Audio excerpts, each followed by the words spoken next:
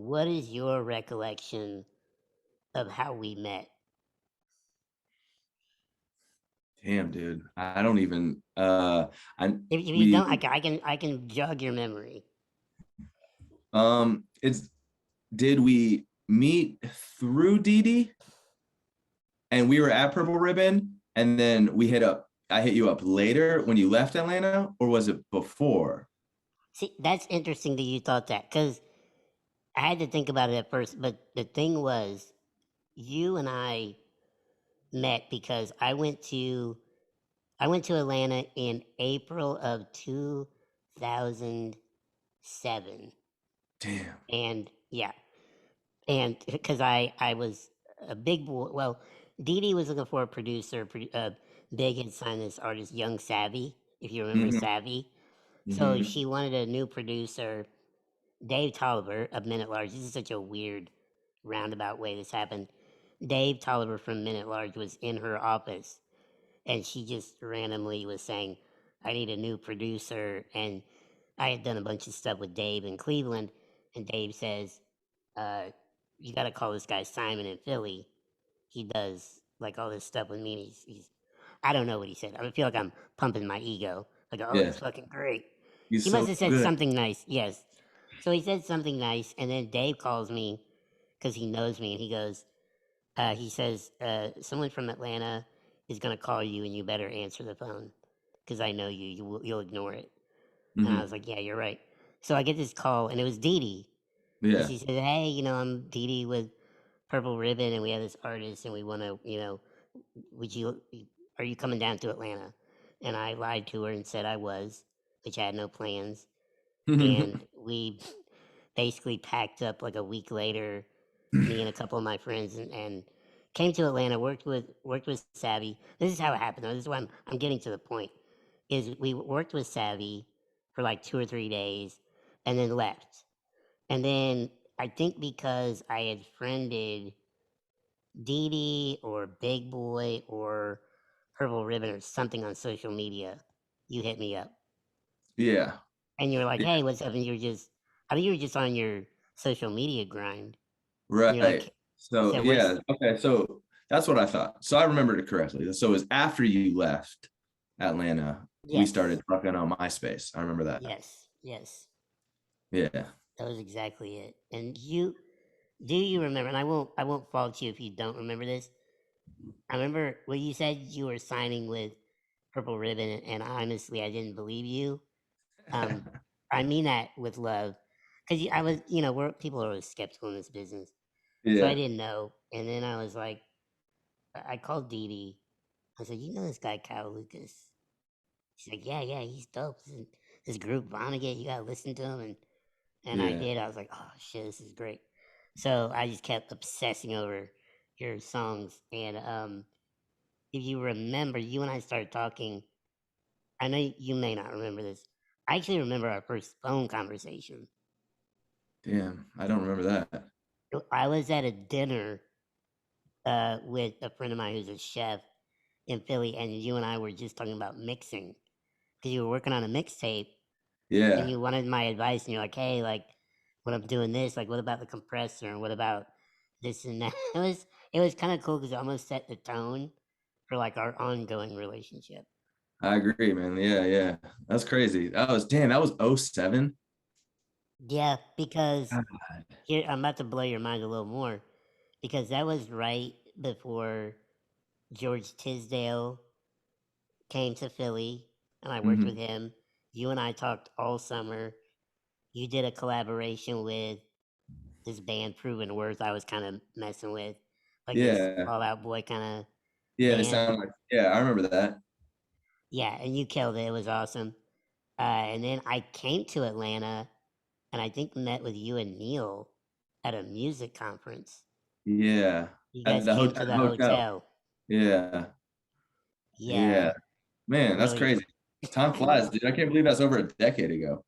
Well, what's nuts? That's what's nuts about writing a book Yeah. is I hadn't really thought about it for a long time, and I was like, "Damn!" I remember talking to you, sitting in this restaurant, and I know my friends were like, "Are you gonna hang out with us?" I'm like, "I'm on the phone. Hang on." and you and I were just talking about mixing and shit because I was more into that, I think. So then, yeah, and then I moved here in two, the the end of 2007, I guess. Yeah, Dang, man. That's crazy. yeah, 13, almost 14 years. It's crazy because when I try to think about Vonnegutt, or it gets so blurred with times because and I just know it was like, okay, we did Warp Tour in 2011, but we had already been working with you for like years before that. But it seemed like Warp Tour was just the beginning, and then it's just so many different beginnings that it's so many years that go into play what you think is going to be your launch pad for your career or whatever. So like I keep thinking of these like moments almost, because if I think back, it's just like this mesh of memories, right? Yeah, But yeah, but I guess but when you actually lay it out like it's like a timeline on a book report or something, right? It's like, man, that was 4 years before even Warp Tour. That's crazy. We've been and a trying this lot. shit. We've been doing music for a long fucking time. Well, the thing too is like, if you really think about what we did, even in the early days, we lived in that house in Decatur, and Pat, and you were Not coming sure. over a couple times a week. We were kind of dabbling with the Vonnegut stuff. I think that's when you and I kind of kicked into gear because I think you and I just click so well creatively and Yeah. even work ethic wise. I think Yeah, we it's the thing. clicked. That's the thing with like being in a band. You have like four different writers, and everyone's a producer and a talented in their own right. And then, I mean, it took us, we only put out what, one album. That's 11 songs, but it took us like 6, 7 years to get those 11 songs finally released to the masses. It's like me at, I was. It's not even like I wanted to. I did not want to be Kyle Lucas, the solo star. It's just like, what do I do with all this time, right? Like, look at how long it took for a band. There's so many cooks in the kitchen. So you and me, I mean, you and me were cranking out mixtapes like every 6 months, like Yeah. 18 song efforts.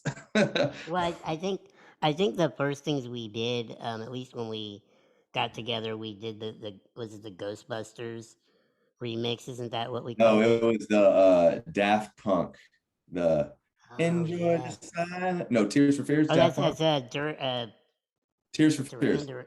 Was it Tears for Fears or was it Yeah, Duran because it was Duran? from Donnie Darko. Enjoy Oh, the silence. that was one of the first things we did, like in person together. Yeah. I think when I moved into that house, and it was this is the hard part for me was like doing the chronology of like the mixtapes because and then it Yeah. blended into the albums because me like while you and I were working on what would it have been? Kyle Lucas is still my favorite, Yep. Because I which did, was that was the first one I did like on Purple Ribbon. And the one that I called you about the mixes when we were talking on the phone, I was finishing up because I like mixed most of that myself, or I couldn't figure out how. I didn't know what plugins, I just didn't know anything. But that was, and I would send you the songs and you'd be like, you need to EQ here because it'll cut the vocals through the mix. And um uh yeah, Kyle Lucas is still my favorite. Was like my polished one because you mixed it, we recorded it and produced it. Two Dope Boys put it out, and it was like with the Purple Ribbon logo and Kelly Kapowski on the logo. Remember?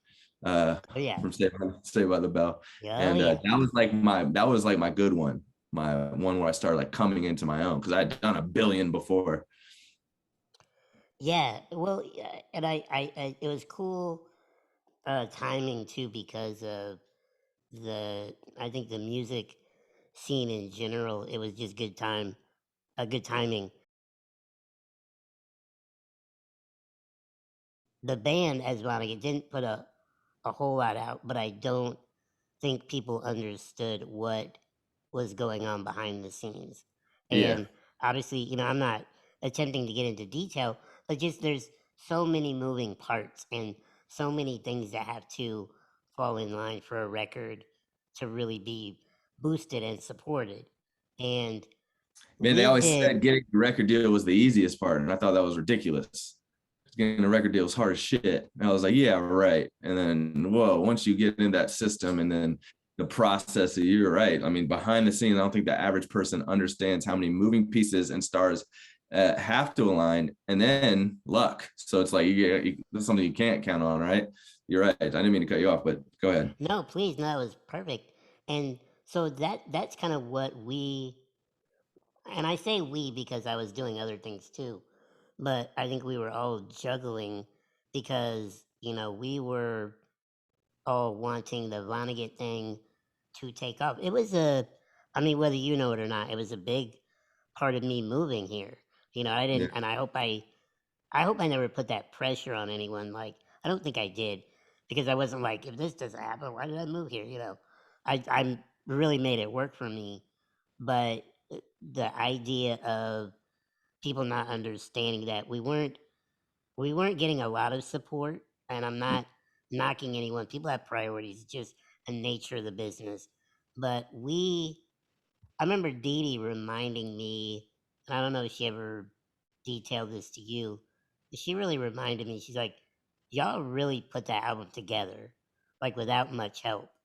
We were all of us were calling in favors, and using Stankonia if we could, using Art Institute when we could, using my house, when we could, Yeah, Zach to recording. put that together." Yeah, and Zach. Yeah, I mean, in my room, I'm sure. Like, I gotta guarantee you that Jim, although I mean he was always so kind to me over there. Um, I know he probably the least favorite thing of his is that I brought you guys in a lot, and I just did it, and it wasn't like paying sessions like my Mm-hmm. other sessions. But he knew Mm-hmm. I was like, I'm gonna slip them in while I'm making money, working on the other things because it Yeah, meant so man. much to me. Damn, if Um, only people knew, like what Didi said, we really grinded to get that one album out. But that was like 6, 7 years, 7 years trying to just figure it out.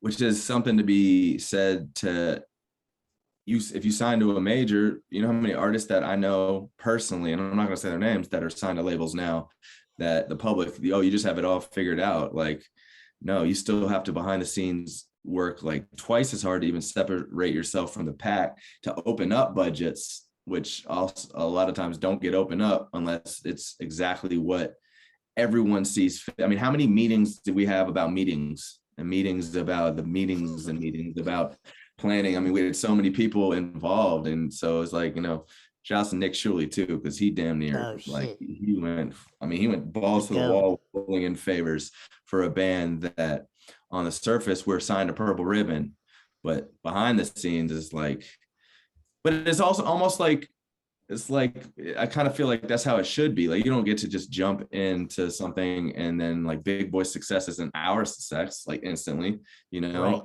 especially all the stories I hear about Outcast behind the scenes when they're signed and it's like it's just the perception and then the reality could not be the furthest from like I signed a record deal and then you think everything that Like, comes this with is that, it. but then yeah, but actually, I'm like still living at my parents' house. Still, everyone's still, struggling to try to figure out. We definitely took that one opportunity and maximized. That's why I don't have any regrets about Vonnegut. It's not like, I, oh, I could have worked harder. We just, wow, man. yeah, no, I never have any. I think in a weird way, it was a really beautiful thing. Like you said it perfectly, maximizing it, and that's exactly what the situation was to me. Like, I recalled so many moments, um, you know, just involving Vonnegut, where we were, recording, and then setbacks, yeah, but then it's like, then the free 99 idea came around, and I was so fucking stoked because it's like shit, and not just you, because you had established all these relationships and friendships. But then we had people like Jay Heron in our corner at Sony, and other people, not obviously big, and but all these people were coming in and collaborating with us, and some, I think there were a few that didn't make the cut, but even like just the names that were on that free 99 mixtape were pretty nuts for Yeah. bubbling band. I mean, if you want to name drop, feel free. But like everybody was on there. It's like is it I mean, that's the thing MGK? about it's about relationships. It's like our last tour and uh our last tour as like a band was G-Eazy, and then our last show was Atlanta with Cartel. And that was all from us. You know, that was all from like my relationships, but then also, you know, but I made a lot of relationships by doing Kyle Lucas solo stuff. That is why like I really was felt like I could always be putting out stuff, all the blogs, all the that was popular at the time, Black Bear, MGK, all that came from me just fucking doing a bunch, rapping on Posner's remix, and then just bunch like it all accumulated. And then I wanted to shine the light on the band. You know, it's not like I mean, Big Boy wasn't getting us tours, nor do I think it was his job to, you know, like all the Right? No, it tours, wasn't. shows Right. festivals we got it ourselves. But again, the perception, you're signed out Outcast, so Big Boy Outcast, so you guys get everything. And I was like, no, I was like, No. that is no, and that is not It's how we like got everything. it's you said it earlier, but it is like you get a record deal, and that's when the work starts.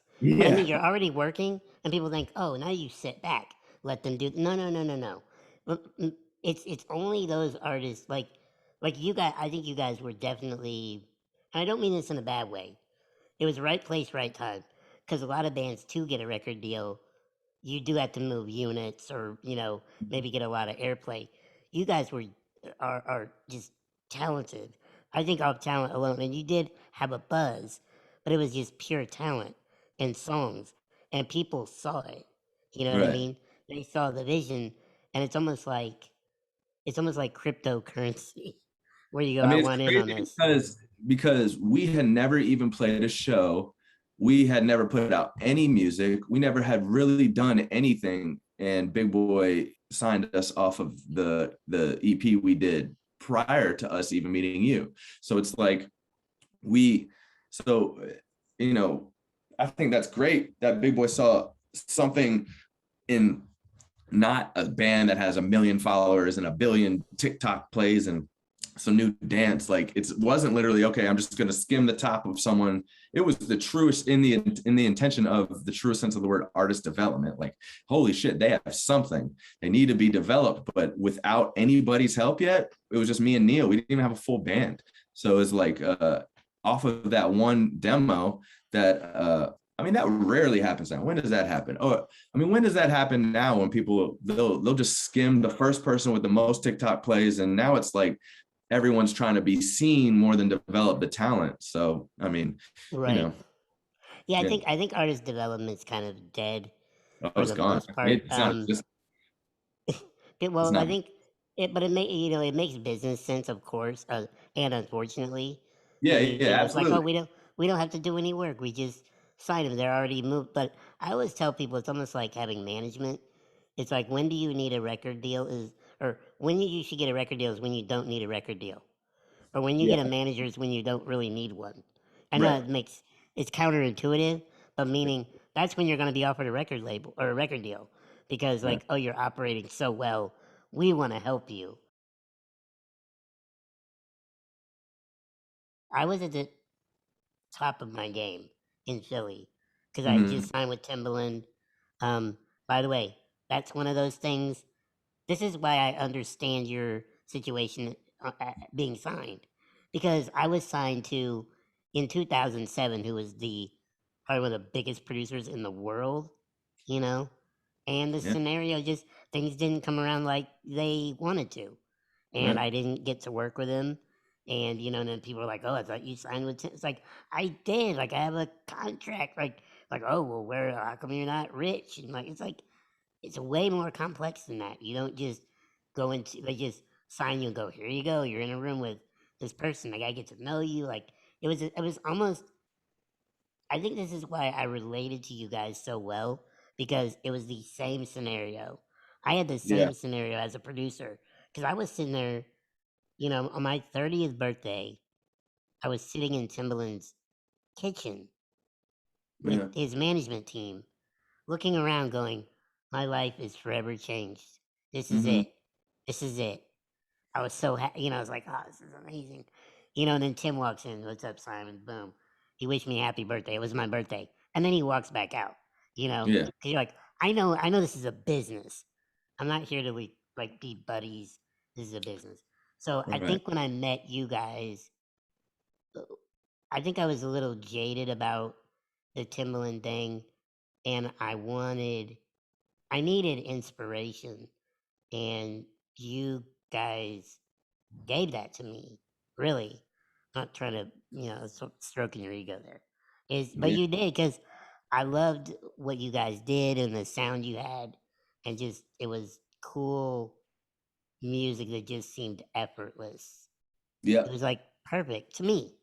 Yeah. Everybody that came over to my place in Philly, I would play your EP, the one that was Yeah. up on MySpace.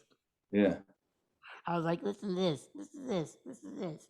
And The not shit to was mention on two of the repeat. songs on that EP, Bright Eyes and Hard to Say, 7 years later made the album. So if that's not just like, that's crazy.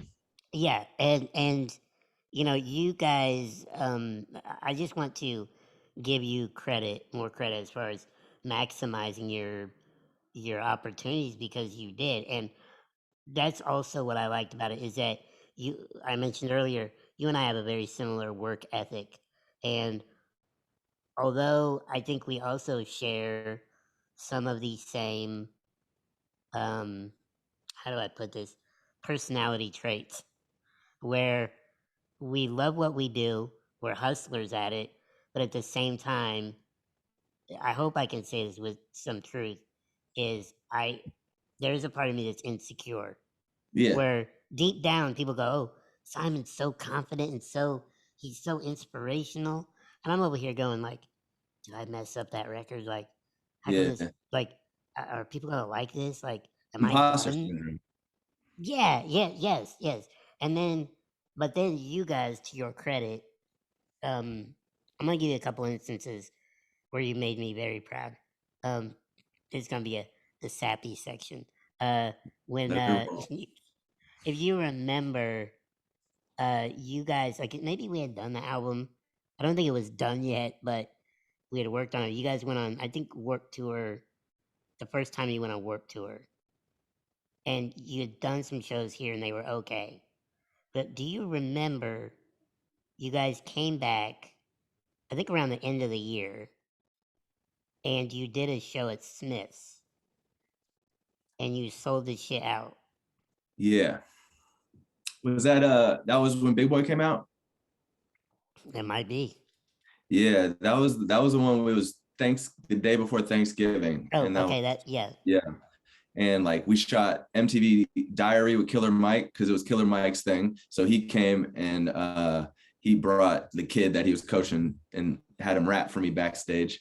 And Oh then God, I remember that. I remember then that. yeah, Big Boy came out, we did Follow Us. And I mean, I remember the guy at Smith's was like, we're like 100 over capacity, we're just gonna fucking let it go. And I was like, thanks, because those videos look nuts, because there's literally, and or we could have died, but Yeah, yeah, that's true.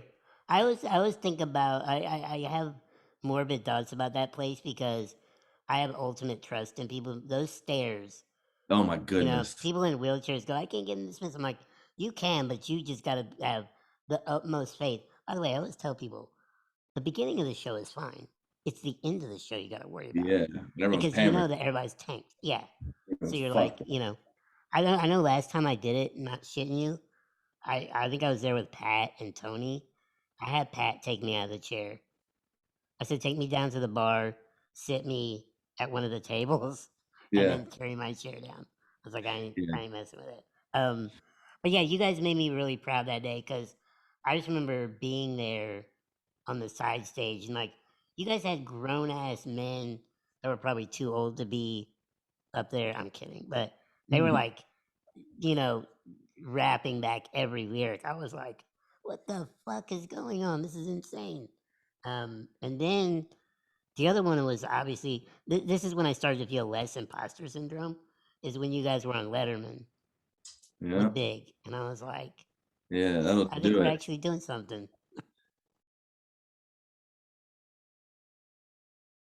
I have great memories of Vonnegutt, and shit, we didn't have a falling out with each other. It couldn't have gone any.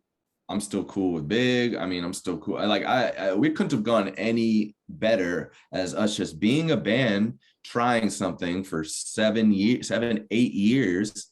Mm-hmm. We were signed for 5 of them. I don't, this, don't quote me on the times, but I a mean, big that's chunk of good. my 20s in my life, no bad blood. We tried something. Um, also that's kind of part of the risk when you don't follow trends, right? Like we were constantly a band when it was multiple, it's either rap, and then that was when dubstep was popular. So it was like Yeah. we were still trying to have all live instruments on the album, even live drums. What name a fucking band that has live drums on this album on an album now? It doesn't exist. It doesn't exist.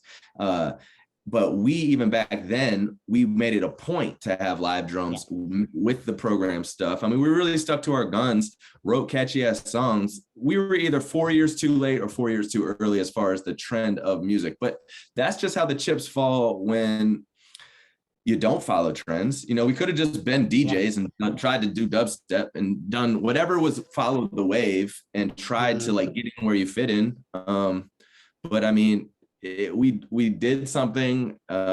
We pushed it. I definitely don't have any regrets as far as we could have done this better. I mean, god damn, I mean, this is every day of your life trying, and then doing it that long. I don't even know how many bands, as far as it always felt like it was one step forward, 5, 6, 7 steps back, but Yeah. still going. Also, us making like zero money, like Right. everything goes back into videos we were funding, like everything, like there's a Mm-hmm. video for Going Home that once we got our distribution deal, by me being out in South by Southwest, meeting with Average Joe's and then developing that Yeah. relationship. We got that. And then we brought the distribution to the table. Then they funded a video that was the worst video in the world for Going Home. So we went back to the drawing board and we got paid like $1,500 to play Smiths again, sold it out. They're making like 30 grand off the bar. And then we put Probably. that money. Mind you, we have 4 people in the band that just kind of gave up. We were just like, I'm just used to being poor shit. Like I'm just broke. And so it's like Yeah. these time, if there was any time in our life to chase something and literally give everything in with the hopes of it going further. I think it's important for people to understand that bands are people, Mhm. and I don't like anyone thinking like, because I don't think this was the case. Anyone just gave up.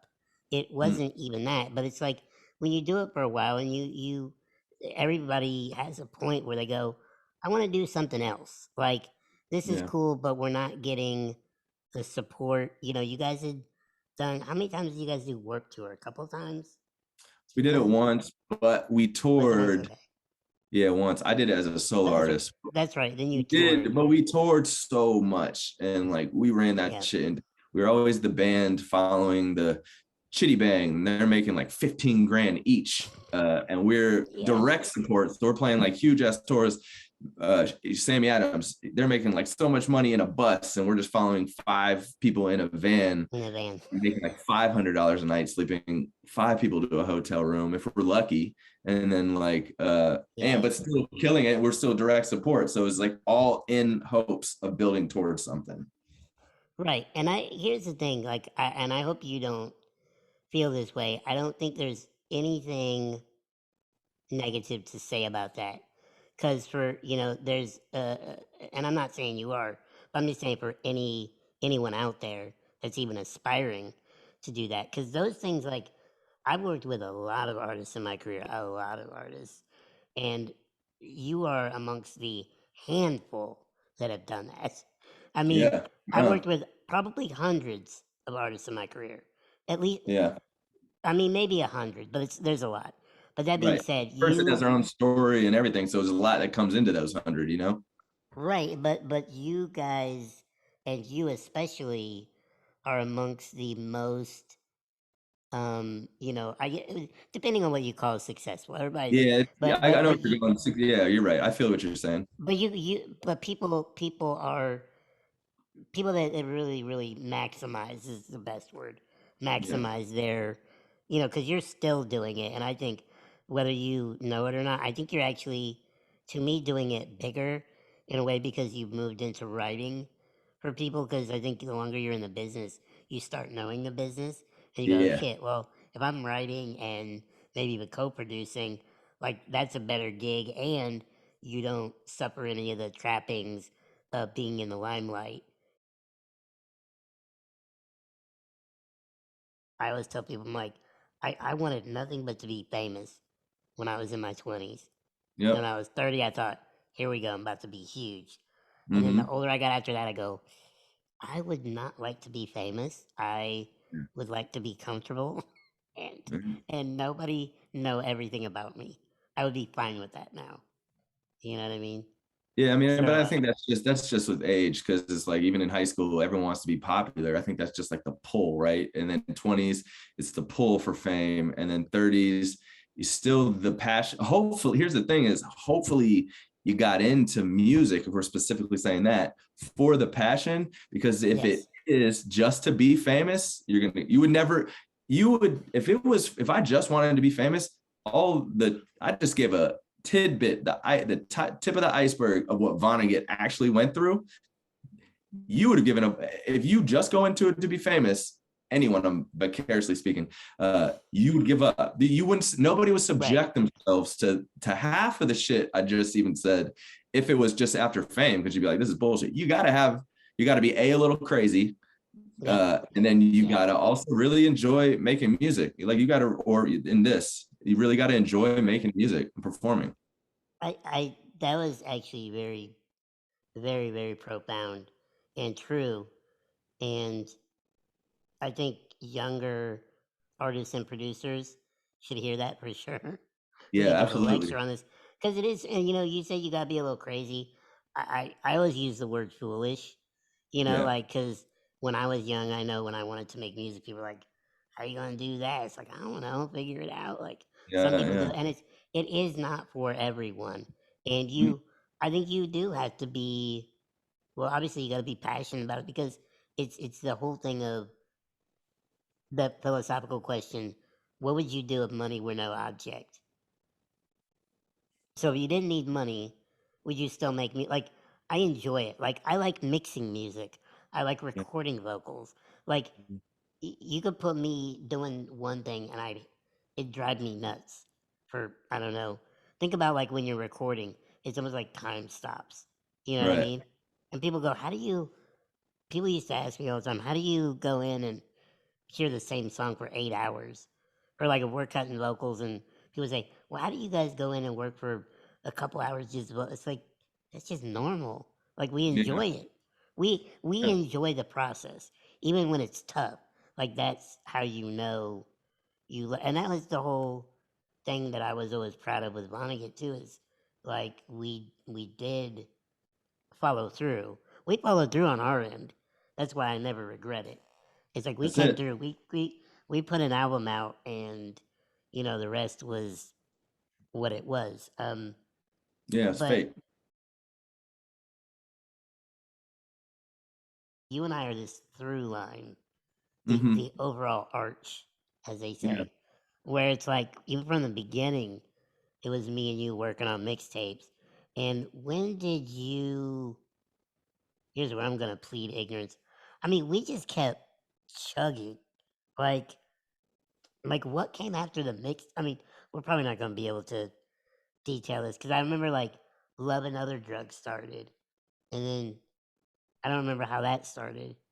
Um, do you remember? We don't have to. No, it's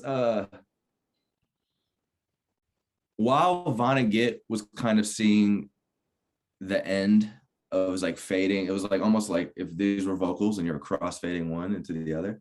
Yeah. While the Vonnegut timeline was being faded out slowly, Yep. I had been working on Always Sunny in Marietta too. That Yes, one that's right. was not hosted by Big Boy, but I had been doing these songs for about a year on top of Yep. finishing out the fucking album and on top of touring like a lot. And so like Yeah. you and me kind of had this thing where I could just come and record and then start. So we started building up these songs, and then I was shooting a couple videos, but then the last song is when had hired I had outsourced a publicist for the release of this mixtape. That's right. And then the Yeah. publicist had just was like, hey, I just started working with this artist named Johnny Craig. And so that mixtape was done. And he was like, do you and so Midnight sent me some beats and we did like a handful or we sent it to Johnny and he sent me a handful of ideas back. But then I had done Worth It. Oh yeah, okay, I even know better now. Vonnegutt was going, no, I was going out to Vonnegutt wasn't even going to South by Southwest. The day before South That's by right. South, me and Taylor from Vonnegutt were going out, and I had some solo shows with Jake That's Miller, right. and Yeah. we ended up going out there, and Johnny was going out there. So he sent me the hook for Worth It. I recorded my vocals the night before with you before I left. I even did the ad libs in Nick's apartment closet and sent that back to you because I Yeah, I bought an remember. Apogee because we didn't Yeah. even get the ad libs done. And then we ended up shooting a video at South by Southwest and that with Johnny because he was there. And then that's when that kind of second part of my career kind of, but I'd already done the song with G-Eazy. That was getting ready to do, we started stacking that up. But then I started the rollout plan for Always Sunny in Marietta 2, which was like my album-esque. That's yeah. Okay, that's wild because It's like he's 2013 at this point. I know yeah. that because then I did 2013 Warped Tour and I'd already done and I was about to do I was about to do my first nationwide tour with Johnny right after Warped Tour. And that's when it all started falling. So that was 2013. Jeez. Okay. Yeah. This is wild because that was the year. Okay. So well, here's the thing. You and I have so many collaborations, like Mm-hmm. between you and I. What was the was it Purple Cloud Thoughts EP? I don't remember when that dropped, but that's another gem that we Mm-hmm. had. Remember that? And That then we was have these before one, Always Sunny too. I know that. yeah. And then I'm just trying to rattle off these things while they're on my brain.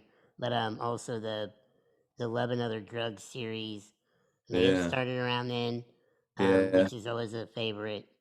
Um, but yeah, I think in 2012 or 2013 is when you and Midnight collabed, and I give you a lot of credit for helping expand my career as well because I think you were very pivotal in getting Johnny to record here. Mm-hmm. If you'll remember, and we Mm-hmm. recorded at Zach Yeah. for like a couple of days or almost a week, It I was a think, with week. him. Yeah. Yeah. And that was with Midnight. And that was for Johnny's first EP back. Okay, yeah, yeah. Yeah. Which I appreciate because he is, always, I think he's immensely talented um, vocalist and fun to work with. Um, so I appreciate your Yeah. connecting me. Because whatever it's worth, and I know we haven't, like I said, worked together much in the past few years, but you opened a lot of doors for me. You know, so I Yeah. appreciate that. This is the Yeah, Simon man. Villa I don't Appreciation know. Hour. Well, I appreciate your appreciation. I'm not one to like hoard connects. There are people like that, that hoard, like, oh, if I introduce them to each other, I'm gonna be somehow, I guess, in their head less important. And it never was like that. I just don't ever. I don't even have Yeah, that in I me, So I I think introduce everyone to everyone. you started touring a lot with Johnny and some other band. I think you got into this other scene, which seemed to be pretty supportive. Yeah. I mean, would you say so? Over Yeah, those following it years? was definitely like the one rapper on Warped Tour-esque kind of vibes. I was always like the one rapper on like these metal, hardcore, emo, whatever the fuck anyone. There's so many, whatever. Not Yeah. alternative to hip hop. It was always, but kind of. was one foot in with Vonnegutt anyway, so it wasn't super new to me. I listened to that type of music too, so it wasn't like I was a reach or it wasn't not believable. And that was so I started touring like so much after Vonnegutt broke up or just disbanded. I started touring. I mean, I did my headliner, and then I did so many like yeah, I toured America so much You that it did. got, you know, it's bad when you're like in Kentucky and you're like, oh shit, I recognize that gas station employee. Like, what the, meaning like all Yeah. the chances of, I mean, I've literally played every venue so many times. And um, that scene was good to me. It's also uphill battle. I won all those fans over. So, I mean, I really did pride myself in my stage show. Being a rapper on a tours with bands, I really, but it was all because I'd done a billion shows with Vonnegut. So by the time people are just hearing who's Kyle Lucas, they don't know that me and he's rapping, but I had already cut my teeth trying to do my live show. And so it was, I did a million shows in this quote unquote scene, but I had won over everyone. I'm pretty personable too. I don't have any like crazy bad fan interactions. I talk to everyone. I slowly built this up to where it became, I don't listen to rap, but I listen to you. You know, Yeah. I don't really like rap, but I like you. And Right. you know, with that came a little, it's like the duality of that was a little like hard to swallow too. But it was like you know, get in where you can fit in. That's why when we did my album, I was happy that, oh, you listen to me. So I'm going to introduce you to Chino XL, who's a huge influence to me. So if you know me from William Beckett or Johnny Craig or Secrets or from Warped Tour, now you get to hear STS, Chino XL. So it's kind of Right. a balance, you know? The STS story is always weird because he may have told you, but he worked in a record store down the street from me in Philly, and we Yeah, met years before I moved to Atlanta. right. And then when he came to Atlanta, he's like, "You came to the record store on 13th Street," or I was like, "Holy shit! Like what?" Yeah, It's such a small world yeah. when you come down to it. Um, but yeah, over the years, I realized this writing the book and just kind of looking through our catalog. We have worked on a shitload of songs.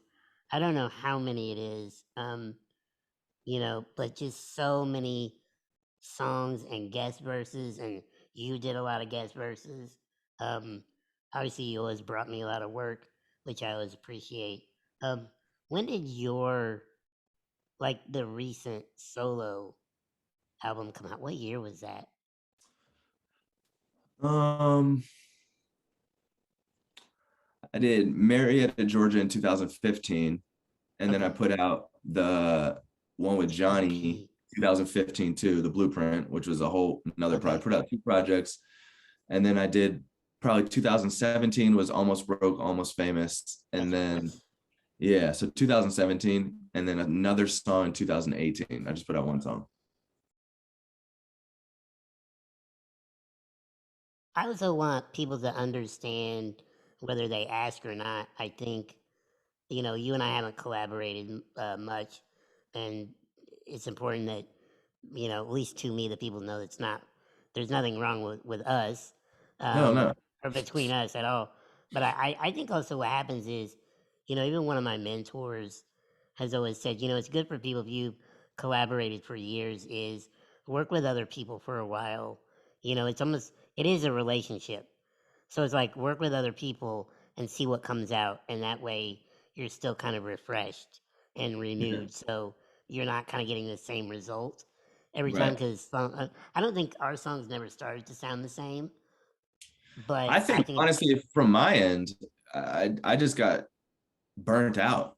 And then I moved to Austin for 3 years. So it was like I just kind of got burnt out of, we did treat it like a job. I was going over there once a week for like years and years and years. And you can tell I can record a verse in 2.5 minutes now. So I've definitely right, right, sharpened and polished from all the years of us recording. Having, I mean, it's like working out. You got to keep doing it and keep doing it. But you also can get burnt out. You know, they say, you know, mix up your exercises when you're working out and stuff because your muscles will, you could be curling the exact same amount. But if you do the same thing it's like you have to switch it up to exercise other parts, stabilizing muscles, little muscles. If you use this machine, you might not even, you got to switch it up. It could be the same arm workout, but it's got to be a different approach to it, because I mean, I got burnt out, but it was mainly just I've been hitting it so hard for so long, and yeah, shit, man. And even That's though even in my burnt out phases, I was still making music, so it was just like I haven't even gotten a chance to like really, and until recently, until this past like year, moving back home, dealing with my father passing and assessing my life as getting older. I think it's easier. I finally feel like I have everything on straight and stuff. yeah, that's another.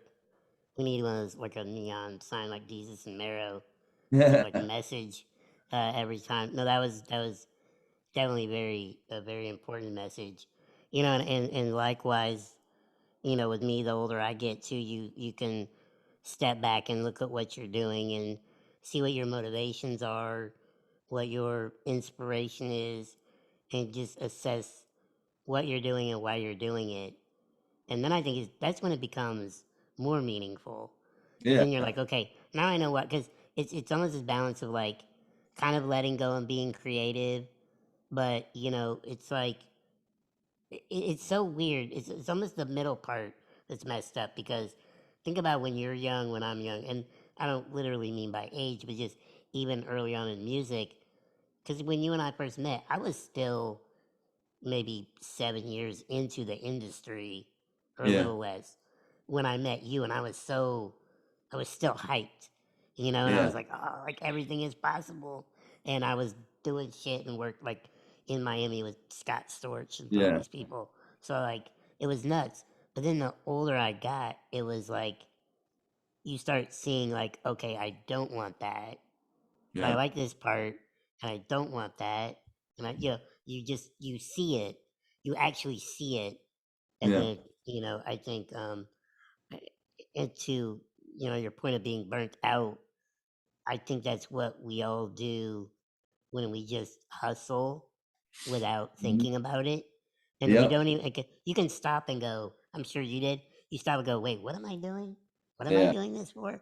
Do I really like this particular thing I'm doing? And um, you know, uh, I'm just passing the knowledge. But one of my mentors, uh, I was talking to him one time a few years ago, and I had a lot of downtime, and I wasn't happy about that, and I was scared about yeah. that.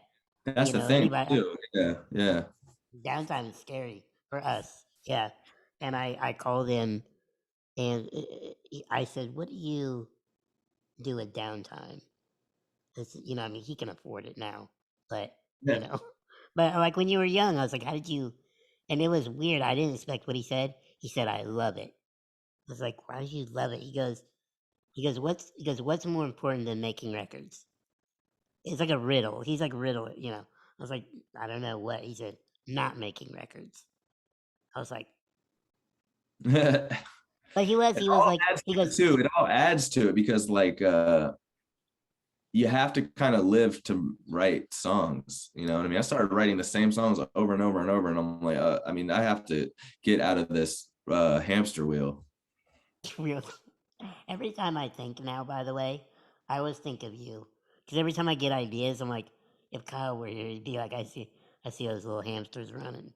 Um, so Yeah, it always makes me laugh. But that's true. Yeah, and you have to live to have these experiences in which to write about, because you yeah, will turn out the same shit over and over again. It's a trap. You can get caught absolutely. in.